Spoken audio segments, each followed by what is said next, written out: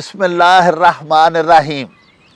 प्यारे वेखण वालिओ, एक बड़ी प्यारी पंजाबी दी नज़म लैके मैं तुहाडी सेवा दे विच हाज़र होया वां। सरनामा है दो कल्ले। हजूर बाबा जी लिखदे ने, भई मेरी झुग्गी तीकर सजना जे तशरीफ लियावें ते सुन मसान उजाड़ा वल्ले मुड़ के कदी ना जावें। एक अकल्ला कुछ नहीं हुंदा, दो होवन ते यारां चानन हुंदा है जे बिजली दियां दोवें ही होवन तारां। ओथे तू है मेरे वांगू दुखां दर्दां मारा ते तेरे वांगू मेरा भी नहीं इत्थे कोई सहारा।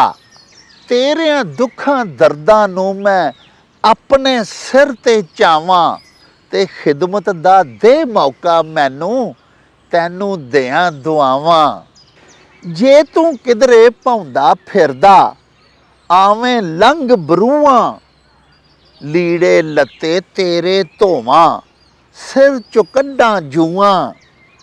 साबन मलमल कोसे पानी नाल नुहावां तैनू कंघी दे नाल जुल्फां वावां कजला पावां तैनू।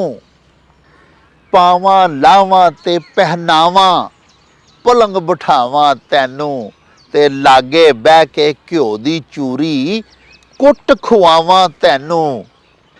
फल फ्रूट लिया के तैनू देवां वन सवन्ना बोल तेरे ते फुल चढ़ावां जो आखें सो मन्ना। ते लत्तां बावां घुट्टां तेरियां देवां ला थकेवां गल्लां बातां दे विच मुक्के दूआं दा उदरेवां। ते उठ सवेरे हरियां खेतां विच फरावां तैनू वाड़े विचों बकरियां दा दुध पियावां तैनू। ओथे जाके केड़ा तैनू देंदा हऊ तसल्ला रुख भी होवे जंगल दे विच उधर जांदा है कल्ला।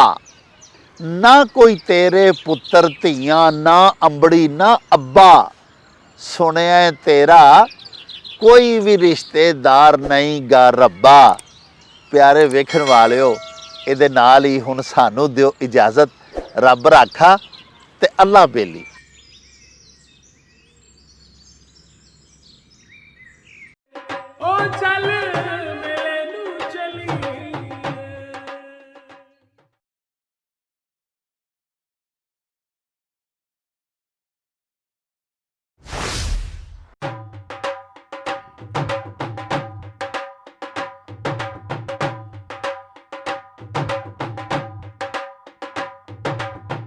रौनक हो जाऊं चट